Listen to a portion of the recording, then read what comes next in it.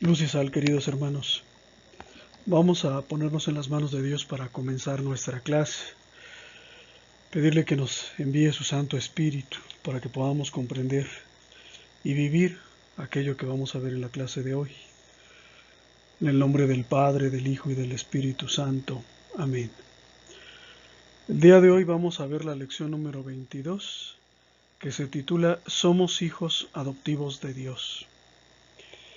Todos sabemos que hay principalmente dos formas de llegar a ser hijo, ¿verdad?, de alguna persona o bien padre de alguna persona.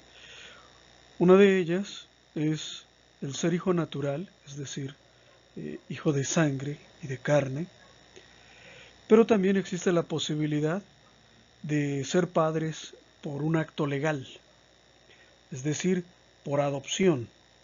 En el Antiguo Testamento, por ejemplo, ¿verdad?, cuando, cuando Raquel y Lía, las esposas de Jacob, no pueden tener hijos, dan a Jacob como mujer a una de sus esclavas para engendrar hijos de esa esclava. Es decir, desde siempre ha existido la adopción. La adopción nos permite ser hijos, tal vez no en el sentido pleno, pero sí hijos adoptivos, ¿verdad? Es decir, con un parentesco legal, no un parentesco de sangre, no un parentesco natural. Vamos a ver en esta lección que nosotros por nuestro bautismo somos hijos adoptivos de Dios, ¿sí? Es decir, por un acto legal somos hijos de Dios. Como subtítulo, la vida cristiana nos hace otros Cristos, es decir, en la medida en la que vivimos nuestra fe, nosotros nos transformamos en otros Cristos. Esto ya se los había dicho antes. Nosotros somos, para muchas personas, lo único que van a conocer de Cristo. Es decir, muchas de las personas que te rodean no conocen a Jesús y lo único que van a conocer de Jesús en su vida eres tú. Así que, en la medida en la que nosotros vivimos nuestra fe, nos convertimos en otros Cristos.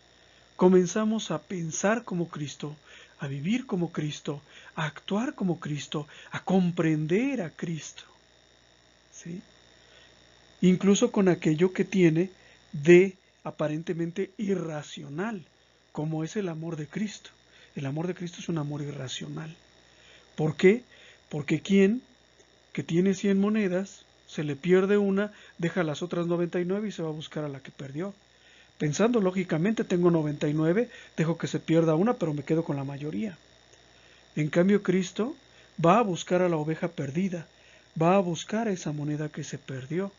Es decir, el amor de Cristo no es racional. Y nosotros también, en un determinado momento, podemos llegar a imitar a Cristo, incluso en aquello que tal vez ahora no podemos comprender. Decía en alguna ocasión una hermana que hace muchos años su hermano había sido asesinado y que su madre, ¿verdad?, había perdonado al asesino de su hijo y que ella no podía comprender cómo alguien que había privado de la vida a su hermano, pues ella lo perdonaba. Y es que esto para nosotros es incomprensible. Ahora es incomprensible, pero en la medida en la que nosotros vivimos nuestra fe, nos transformamos en otros Cristos. Y la puerta de entrada a la vida de la fe hemos visto que es el sacramento del bautismo. Vamos a redondear en esta lección algunas ideas de manera esquemática respecto al bautismo. Habíamos dicho que todos los sacramentos tienen una definición, tienen una materia, una forma y un ministro. ¿Cuál es la materia? Es el elemento físico, sensible, que interviene en el sacramento. ¿Cuál es la forma? Lo que el ministro dice al momento de conferir el sacramento. ¿Y cuál es el ministro? La persona, ¿verdad?, el laico, el miembro del pueblo de Dios, que es lo que significa la palabra laico. Laico viene de laos, que quiere decir pueblo, y pertenecemos al pueblo de Dios, tanto los sacerdotes como nosotros. El ministro es el miembro del pueblo de Dios que es el encargado de conferir el sacramento. En relación al sacramento del bautismo, debemos decir que este sacramento, ¿verdad?,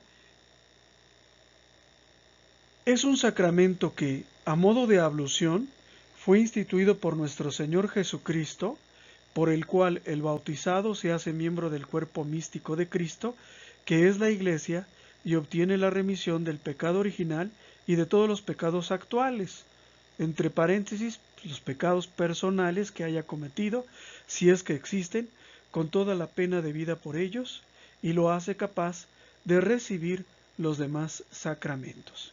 Esta es la definición del sacramento del bautismo. Perdón, hermanos, ando un poco mal de la garganta, entonces necesito estar tomando así algo líquido para refrescarme. Vamos a ver esta definición por partes. ¿Y por qué la vamos a ver por partes? Porque en la medida en la que a ustedes se les olvide la definición de lo que es un sacramento, en esa medida ustedes también quedan vulnerables a todos los engaños que los falsos profetas de nuestro tiempo andan propalando por todas partes. Si a ti se te olvida que es un sacramento, fácil va a llegar otro y te va a hacer ver que un sacramento es una costumbre, una tradición, un ritual, un evento social o alguna otra cosa. En primer lugar, el bautismo es un sacramento. ¿Qué es un sacramento? Un signo sensible instituido por Cristo para conferir una gracia necesaria para nuestra salvación. Es un signo sensible. ¿Qué es un signo? Un signo es una cosa o algo cuyo significado está más allá de su corporeidad material. En otras palabras, una persona que se acerca sin fe al sacramento del bautismo, lo que va a ver es que al niño le dicen una oración, le dicen unas palabras, le echan agüita en la cabeza, lo visten de blanco, prenden una velita y vámonos a la fiesta. Pero al que se acerca al sacramento del bautismo con fe, lo que está viendo es el nuevo nacimiento de una persona que está naciendo a la vida eterna, que se está incorporando al cuerpo místico de Cristo, que es la Iglesia. Entonces, ¿por qué no lo vemos así? Porque el sacramento es un signo, ¿sí? Es un signo que a modo de ablución, a modo de purificación ritual, interviene el agua precisamente con ese significado de limpieza espiritual. ¿Sí? A modo de ablución fue instituido por nuestro Señor Jesucristo. El bautismo no fue inventado por la Iglesia. El único sacramento que existe antes que la Iglesia es el sacramento del matrimonio, pero todos fueron instituidos por Cristo y podemos buscar, como ya lo hicimos la clase pasada, la cita bíblica en donde vemos que nuestro Señor Jesucristo instituye los sacramentos, particularmente el sacramento del bautismo, cuando dice, vayan por todo el mundo, ¿verdad?, y bauticen a todas las gentes en el nombre del Padre, del Hijo y del Espíritu Santo, y enséñenlas a guardar lo que yo les he enseñado. Luego, es Cristo el que instituye el bautismo. Si Cristo no hubiera instituido el bautismo, no sería obligatorio, no sería sacramento. Es el caso, por ejemplo, de la presentación de un niño de 3 años o de una presentación de 15 años. Si un padre de familia no tuviera dinero, no tuviera la forma, no tuviera el tiempo de llevar a su hijo a que le hicieran su presentación, pues no estaría poniendo en riesgo la salvación de su hijo, ¿verdad? ¿Por qué? Porque la presentación o los 15 años no fueron instituidos por Cristo. Se hacen a modo de agradecimiento a Dios por la vida de nuestros hijos o de nuestras hijas. Pero no fue Cristo quien lo instituyó, nosotros lo hacemos. Entonces todos los sacramentos fueron instituidos por Cristo. ¿Para qué? Para introducirnos en la vida de la Iglesia. Por medio del bautismo nos hacemos parte Nos hacemos miembros del cuerpo místico de Cristo, que es la iglesia. Nos hacemos cristianos. Solo hay una iglesia, solo hay un bautismo, solo hay un Dios, solo hay una fe. ¿Sí?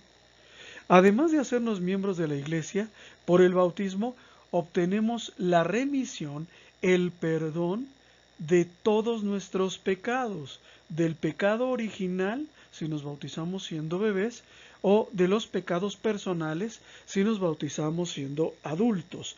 ¿Cuál es el pecado original? Lo vimos en primer grado de escuela de pastoral.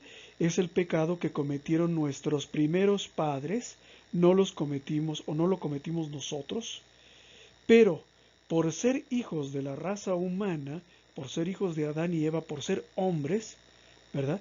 Nacemos bajo los efectos y bajo las consecuencias del pecado original. Por ejemplo, la propensión al pecado, la pérdida del estado de gracia. ¿Sí?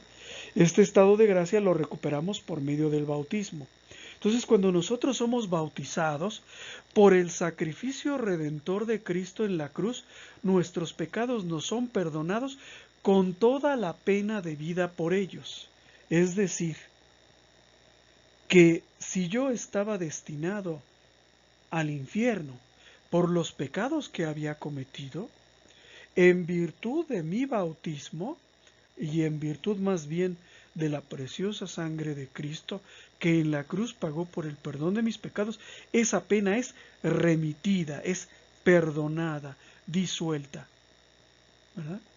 Ya no quedo más frente al riesgo de, de irme al infierno por morir en pecado, ¿sí?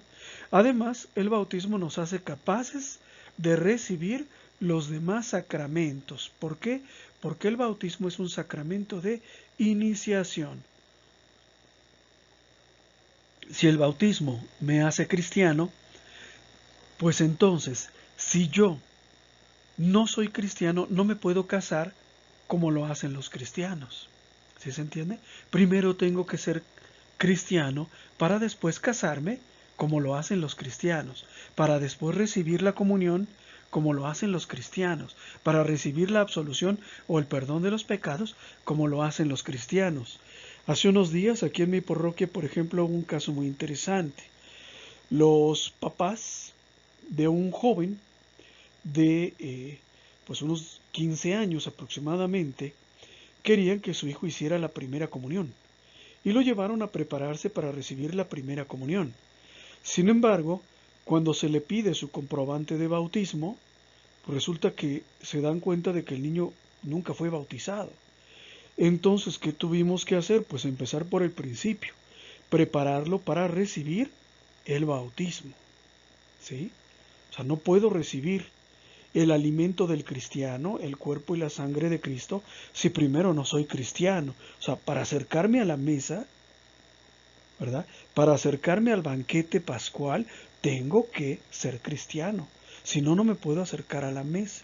Entonces, en este caso, por ejemplo, fue necesario regresar a este niño que estaba pensando recibir la comunión, pues regresarlo al bautismo. ¿Cuál es la materia? La materia remota del bautismo es el agua y la materia próxima es el contacto del agua con la cabecita de la persona que se va a bautizar. Nosotros también somos materia, por eso se dice materia próxima, ¿sí? Cuando las dos materias que intervienen, nosotros y el agua, se unen. Esa es la materia remota, el agua, y la materia próxima, el contacto del agua con la persona. La forma. La forma que se utiliza es la siguiente. El sacerdote o la persona que va a bautizar dice el nombre de la persona seguido de la frase: yo te bautizo en el nombre del Padre y del Hijo y del Espíritu Santo. ¿Por qué es importante que tú y yo sepamos cuál es la forma? Bueno, lo vamos a ver más adelante porque es importante. Mientras tanto les adelanto, tú y yo también podemos bautizar en caso de peligro, en caso de necesidad. ¿Por qué? Porque por nuestro bautismo tú y yo también somos sacerdotes, profetas y reyes. Yo, que soy un hombre casado, que no soy sacerdote, si no tengo el sacramento del orden, tengo el sacerdocio bautismal y en un caso extremo de urgencia, yo también puedo bautizar y tú también puedes bautizar. No sé si lo sabías. Por eso es importante que sepas la forma. Yo te bautizo en el nombre del Padre y del Hijo y del Espíritu Santo.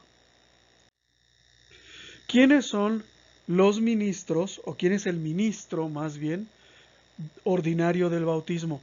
Es el sacerdote. En condiciones normales, a quien le corresponde es al sacerdote. Pero en caso de necesidad, cualquiera de nosotros puede administrar el sacramento del bautismo.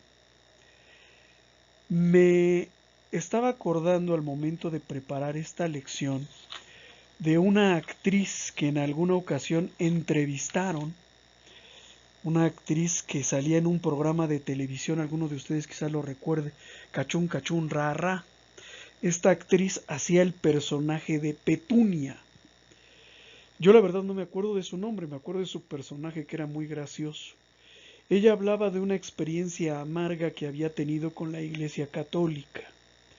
Decía que cuando nació uno de sus hijos, no sé si el primero, el último o alguno de ellos, este había nacido enfermito y que entonces en mitad de la noche ella fue a buscar un sacerdote para que le bautizara a su hijo, pero se los encontró a todos durmiendo y ninguno quiso prestar ese servicio. Y ella lo decía con una rabia profunda, con un odio profundo hacia la iglesia, ¿no? Yo veía su cara cómo destilaba odio al recordar a esos sacerdotes que no quisieron bautizar a su bebé que se encontraba a las puertas de la muerte. Bueno, esta hermana no sabía que en caso de necesidad tú, yo o cualquiera, un médico quien sea, puede administrar el sacramento del bautismo.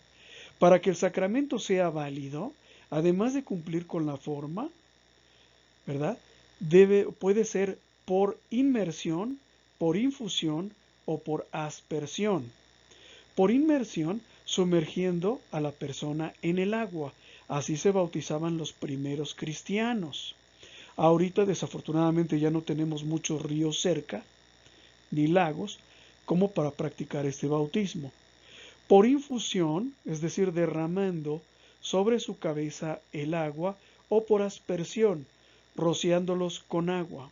En un caso extremo, como el que esta actriz mencionaba, supongamos que estamos en el hospital y que la persona está grave, esta persona no está bautizada y la persona quiere o nosotros queremos para ella que reciba el sacramento del bautismo. En ese momento yo puedo tomar un vaso de agua, ir al grifo de la llave, abrirle, tomar un poco de agua, tiene que ser agua, no puede ser jugo, no puede ser cerveza, no puede ser refresco, ¿sí? No puede ser gasolina, o sea, no puede ser otra cosa, tiene que ser agua, agua simple, así sea agua de la llave, ¿verdad? Y colocando 3 gotitas de agua sobre su frente, decir la forma: yo te bautizo en el nombre del Padre, una gotita, y del Hijo, otra gotita, y del Espíritu Santo. ¿Sí? Entonces puede ser por inmersión, por infusión o por aspersión. Me tocó, por ejemplo, en lo personal, hace ya pues unos 11 años, uno de mis hermanos tuvo 2 gemelitas. Desafortunadamente nacieron mal, nacieron enfermitas y murieron al poco tiempo de nacer. Estas gemelitas, por ejemplo, fueron bautizadas por el médico que atendió el parto, es decir, él se dio cuenta inmediatamente que, pues, que estaban muriendo, ¿no? Y las bautizó. Si el médico era cristiano o no era cristiano, de todos modos, ese bautismo es válido, ¿eh? Dice el Catecismo de la Iglesia Católica que con solo desear desear hacer aquello que hace la Iglesia Católica es válido. Entonces, si el médico hubiera sido ateo o musulmán, es válido de todos modos. ¿Por qué? ¿Verdad? Pues porque él está queriendo hacer algo que hace la Iglesia Católica. Los niños deben ser bautizados cuanto antes. Una pregunta, bueno, ¿por qué bautizamos a nuestros hijos siendo pequeños, siendo que Jesús se bautizó siendo ya adulto? Este es un ataque que los hermanos separados nos hacen con mucha frecuencia, sobre todo para convencernos de rebautizarnos o de bautizarnos tantas veces como sean necesarios. La verdad es que solo hay un bautismo y bautizamos nosotros los católicos a nuestros hijos, ¿verdad? Los bautizamos siendo pequeños porque queremos que reciban la fe, ¿verdad? Porque queremos que entren al reino de Dios, porque queremos que se salven.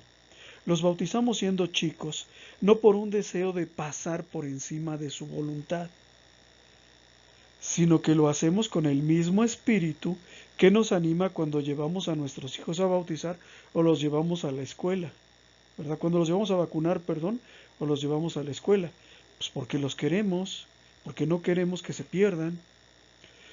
Jesucristo dijo claramente a Nicodemo: quien no nace del agua y del espíritu no puede entrar en el reino de Dios. Nosotros queremos que entren en el reino de Dios y por lo tanto los bautizamos, aunque sean pequeños, aunque no estén conscientes, aunque no lo hayan pedido o aunque no sepan o estén plenamente conscientes de aquello que están recibiendo. ¿Ok? Con relación al bautismo de los adultos se tienen que bautizar de una manera diferente. Se tienen que bautizar sabiendo y queriendo. Ordinariamente los adultos se bautizan durante la vigilia pascual en el sábado santo, es decir, el sábado que precede al domingo de resurrección. Sin embargo, por tratarse de adultos, tienen que estar debidamente instruidos, tienen que entender al menos los misterios esenciales de nuestra fe, como por ejemplo la presencia real de Cristo en la Sagrada Eucaristía, por ejemplo la vida eterna, ¿sí? Se tiene que saber lo mínimo de nuestra fe. Tienen que estar también debidamente dispuestos. ¿Qué quiere decir debidamente dispuestos? Que quieran recibir el bautismo y que se arrepientan de sus pecados mortales, es decir, que exista la contrición. Eso es lo que significa debidamente dispuestos. Si un adulto se bautizara consciente de estar en pecado mortal, es decir, ocultando algún pecado mortal sin haberse arrepentido de ese pecado, el bautismo que recibe es válido e imprime carácter, es decir, no necesita rebautizarse. El bautismo es válido y ese bautismo es válido para la vida eterna. Pero pasan dos cosas. Primero, no obtiene la gracia santificante que nos reconcilia con Dios y nos hace sus hijos adoptivos. Y segundo, comete un nuevo y gravísimo pecado que se le llama sacrilegio. ¿Qué es el sacrilegio? Es burlarse de los sacramentos, burlarse de los dones del Espíritu Santo. Eso es el sacrilegio. Y lo hacemos con mucha frecuencia. No sé si han visto en la televisión, por ejemplo, que se burlan del sacramento de la confesión, que se burlan del bautismo, etcétera. Estos son sacrilegios, ¿sí? Que imitan a un sacerdote de manera graciosa. Esos son sacrilegios. Solo que los hacemos tantas veces, y vemos que tantas personas lo hacen que para nosotros ya es normal, ¿sí? Otra cosa también muy importante es que por el bautismo quedamos obligados a obedecer los mandamientos de la ley de Dios y de la Iglesia. ¿Cuántos son los mandamientos de la ley de Dios? Son 10. Los vimos cuando estábamos viendo nuestro curso de moral en primer grado. Les sugiero repasarlos porque fácilmente se nos olvidan. Y también estamos obligados a obedecer los mandamientos de la Iglesia. ¿Cuántos son? 5. Estos mandamientos son lo mínimo que tiene que hacer un católico para obtener su salvación. Por ejemplo, comulgar al menos una vez al año por Pascua de Resurrección. O sea, al menos una vez. Lo ideal sería que fuera todas las misas, todos los domingos, pero al menos una vez. Lo mismo, confesar todos los pecados, al menos en Pascua. por lo menos una vez. Existen también los llamados supletorios del bautismo. ¿Qué son los supletorios del bautismo? Son actos humanos que de alguna manera suplen el bautismo. No quiere decir que sean otras formas de bautismo, sino que equivalen a un bautismo. Por ejemplo, por medio del martirio. No es común el bautismo de sangre. No es común suplir el bautismo por medio del martirio. Por lo menos no en nuestra sociedad. Pero en los países musulmanes sí es común. En los países musulmanes existe una policía religiosa en donde los papás, familiares, amigos y vecinos de la persona pueden llegar a notar que alguien está yendo o está acudiendo demasiadas veces al templo cristiano y sospechar o descubrir que se piensa bautizar tal día a tal hora. Esta persona puede ser denunciada a la policía y la policía le puede detener y le puede condenar pues a muerte, que es lo que prescriben algunas autoridades de estos países para aquellos que abandonan la fe en la que nacieron. Es decir, en algunos países, bueno, principalmente musulmanes, aunque no solamente musulmanes, hay leyes para impedir las conversiones. Y en este caso, algunas personas no han llegado al bautismo porque antes de bautizarse han sufrido el martirio. Nuestro Señor Jesucristo dijo: al que se ponga de mi parte ante los hombres, yo me pondré de su parte ante mi Padre de los cielos. Y el que quiera asegurar su vida la perderá, pero el que sacrifique su vida por causa mía la hallará. Jesús promete la vida eterna a aquellos que con su sangre, ¿verdad?, demuestren su fidelidad a Él. Y este es el caso de los mártires. Repito, aquí no es muy común, pero en otras latitudes, en otros países, es muy común. Otro supletorio del bautismo es por medio de un acto de amor a Dios en el momento de morir. Supongamos que una persona no tuvo las condiciones a lo largo de toda su vida de bautizarse. Sin embargo, en el momento de morir desea sinceramente recibir el bautismo y se arrepiente de sus pecados. Aceptando la voluntad de Dios, se prepara para morir, ¿verdad? Acepta la voluntad de Dios, ¿verdad? Y pues ese deseo de recibir el bautismo, ¿verdad?, le vale como supletorio del bautismo. Dice Jesús en Juan capítulo 14, versículo 21. El que recibe mis mandamientos y los cumple, ese es el que me ama. Y el que me ama será amado por mi Padre, y yo le amaré y me manifestaré a él. Palabra de Dios, te alabamos, Señor. En Juan 14, 23 leemos: Jesús le respondió: el que me ama será fiel a mi palabra, y mi Padre lo amará. Iremos a él y habitaremos en él. Palabra de Dios, te alabamos, Señor. Es decir, que esta persona tiene que ser fiel a los mandamientos de Dios, ¿sí? O debió haberlo intentado a lo largo de toda su vida. No se trata tampoco de que al final pues se arrepienta y pida el bautismo, sino que haya sido fiel o que haya intentado ser fiel a la palabra de Dios. Otro supletorio del bautismo es por medio de un acto de contrición perfecta también al morir. Volvemos al caso extremo de una persona que está a punto de morir, ¿verdad? Y pues en ese momento quiere recibir el bautismo, no puede, y se da cuenta de que en realidad toda su vida vivió en pecado. En ese momento, un acto de contrición perfecta y el deseo de recibir el bautismo, pues se convierte en un supletorio del bautismo. Acuérdense que hay una contrición perfecta y una contrición imperfecta. La contrición imperfecta es cuando yo reconozco mi pecado, pero no me arrepiento. Y la contrición perfecta es cuando reconozco mi pecado y me arrepiento, me duelo de haberlo cometido. ¿Por qué es importante la contrición perfecta? Porque lo dijo nuestro Señor Jesucristo. No todo el que me diga Señor, Señor, entrará en el reino de los cielos, sino aquel que hace la voluntad de mi Padre. Entonces la contrición perfecta al morir también es un supletorio del bautismo.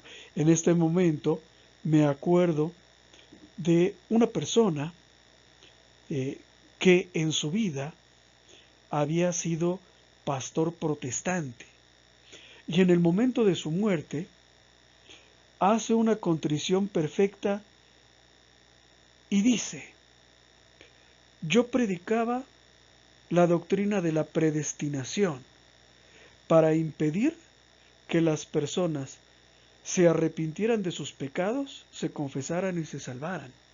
Es decir, él reconoce que sabía que existía la posibilidad de recibir la absolución para todos, pero él predicaba algo distinto porque él no quería que se arrepintieran, él quería que se perdieran, que se condenaran. Entonces, esa es una contrición perfecta, el decirlo, el reconocerlo. Y por supuesto, no sé si esta persona había sido no bautizada, pero es algo semejante a lo que estamos hablando, es decir, un arrepentimiento perfecto en el momento de morir.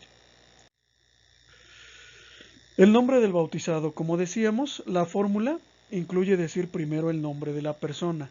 El nombre es muy importante. Por lo general, la Iglesia sugiere que a los niños se les ponga el nombre de algún santo. ¿Para qué? Para ponerlos bajo su protección, para que cuenten con un intercesor y un ejemplo. Desafortunadamente en nuestros días, por influencia de los medios de comunicación, cada vez se acostumbra más ponerles nombres absurdos, cuando no estúpidos, a los niños. Pululan los anglicismos y las ocurrencias. Entonces, aunque ustedes no lo crean, existen nombres tan absurdos como Maciosare, como Anib de la Rep,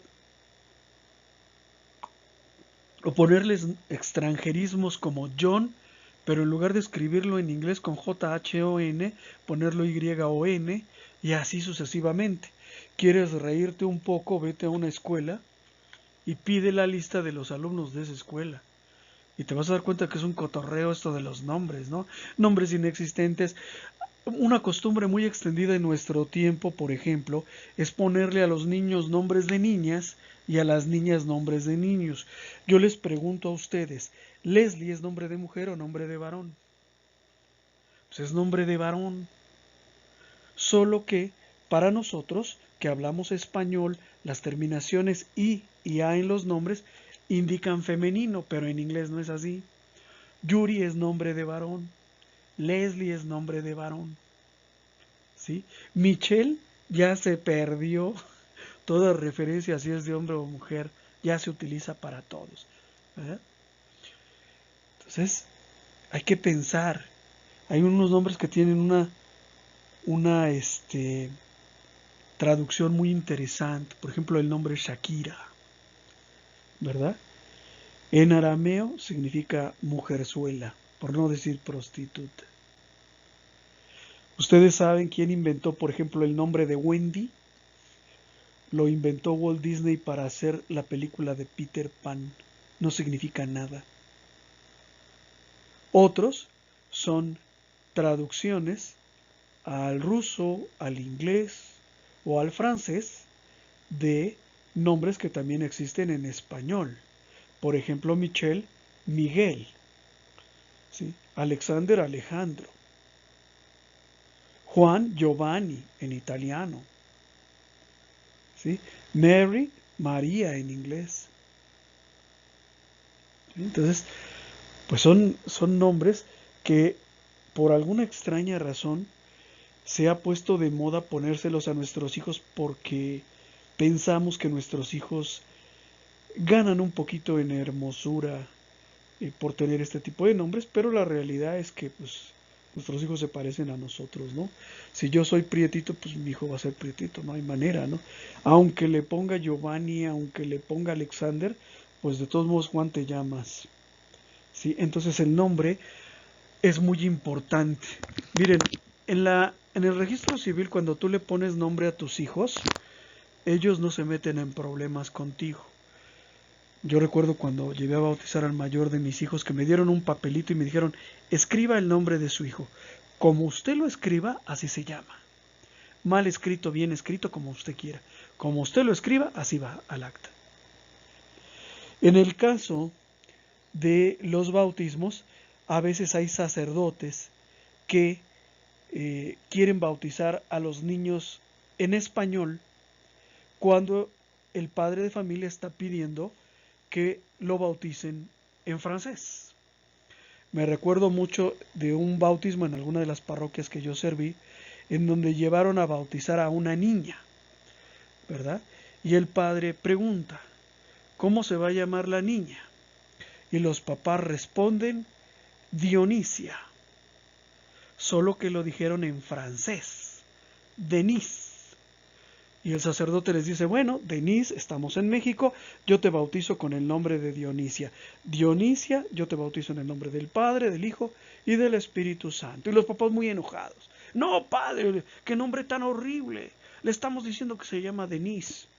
Sí, pero eso es lo que significa Denise en español. ¿Sí? Iván Juan. Entonces, hay que evitar todas esas ocurrencias, esos anglicismos, esos abusos en los nombres que son tan comunes en nuestro tiempo. De preferencia el nombre de un santo, hermanitos. Bueno, todos nosotros, o todos los que terminaron una carrera profesional regularmente, están muy contentos de sus logros, están muy felices y lo primero que hacemos cuando recibimos nuestro título profesional es ponerlo en un marco muy bonito y colgarlo en la parte más visible de nuestra casa para que todo el que nos visite vea que somos licenciados, que somos doctores, que somos médicos, que somos pues ingenieros, que somos cantidad de profesiones, ¿no? Y nos sentimos orgullosos y nos sentimos felices, pero el mayor título al que puede aspirar un ser humano es el título de cristiano. Somos hijos adoptivos de Dios por nuestro bautismo y eso da mucho más honor, es mucho más grande y mucho más importante que ser ingeniero, que ser licenciado, que ser abogado o que ser médico. No desprecio, no quiero decir que no valga nada el ser médico, pero es mucho más grande ser hijo de Dios. ¿Sí? Y ese título tan hermoso lo recibimos gratis. Nuestro Señor Jesucristo lo alcanzó para nosotros en la cruz y deberíamos de tenerlo en una alta estima. Ahora que se festejó el bautismo del Señor hace unos domingos, nuestro párroco, el padre Alfonso, preguntaba, ¿quién de ustedes se acuerda de la fecha en la que fue bautizado? Solo de todos los presentes en la iglesia, que seríamos unas 300 personas, mínimo 200, solo 2 lo recordaban. La mayoría lo hemos olvidado. Entonces fíjense, ¿cuál es la importancia que le estamos dando a nuestro bautismo? Ninguna, y es el honor más grande que puede existir. Somos hijos de Dios. A lo mejor no eres ingeniero, pero eres hijo de Dios. ¿Sí, hermanos? Entonces aprendemos a darnos nuestro valor. Todo bautizado está obligado a seguir el estilo de vida de nuestro Señor Jesucristo. Los primeros años de la Iglesia Católica, hace unos 2000 años, cuando una persona se bautizaba, durante 7 días se vestía de color blanco, significando exteriormente la pureza espiritual, ¿verdad?, en la que se encontraba por su bautismo. Bueno, pues La Iglesia y Cristo nos invitan a mantenernos en la pureza bautismal por el resto de nuestra vida. Que no sea un día, que no sean dos, que sea el resto de nuestra vida. ¿Sí? Y debemos de luchar por mantener nuestra pureza. El día de hoy estaba escuchando una conferencia de Fray Nelson Medina y él decía que lo que vemos tiende a hacerse parte de nosotros, tiende a apoderarse de nosotros. Si lo que vemos es algo impuro, esa impureza tiende a convertirse en parte de nosotros o a apoderarse de nosotros. ¿Sí? Entonces tenemos que luchar por mantener nuestra pureza. Todos nosotros estamos llamados a la santidad. Dice la palabra de Dios, sean santos porque yo, Yahvé, soy santo. Y tú y yo tenemos que esforzarnos por vivir en santidad. ¿Por qué? Porque somos bautizados en el nombre de Cristo. ¿Sí? Entonces la santidad no es solamente para los sacerdotes, no es solamente para las monjas, es para todos, para ti y para mí. Y tenemos que esforzarnos, decidirnos a alcanzar la santidad. Vamos a hacer tres reflexiones personales antes de terminar nuestro tema. Primera pregunta. ¿Había yo visto detenidamente antes todo lo que soy como cristiano y todo lo que Dios quiere de mí como cristiano? Segunda pregunta. ¿He aprendido a dar testimonio de mi fe delante de los hombres? Tercera pregunta. ¿Podré en adelante tener mi título de cristiano en el aprecio que se merece? Cada uno de nosotros debe responder estas preguntas para sus adentros. Estas preguntas son para motivar en nosotros la conversión. Resolución. Nos ponemos todos de pie y decimos fuerte y claro: Señor, Dios Padre clementísimo, que de entre todos los hombres que han existido, me permitiste, por pura bondad, que llegara al cristianismo. Quiero, con tu ayuda, ser cristiano completo, capaz de convencer a los demás con mi ejemplo de vida. Así sea, hermanos. Muchas gracias. Les pido una disculpa, no sé qué tan bien se oiga, creo que mi voz nunca ha sido muy buena, pero espero que se haya podido entender. Muchas gracias y primeramente Dios, nos vemos aquí la próxima semana. Marchemos en paz en el nombre de Cristo y de María Santísima, en el nombre del Padre, del Hijo y del Espíritu Santo. Amén.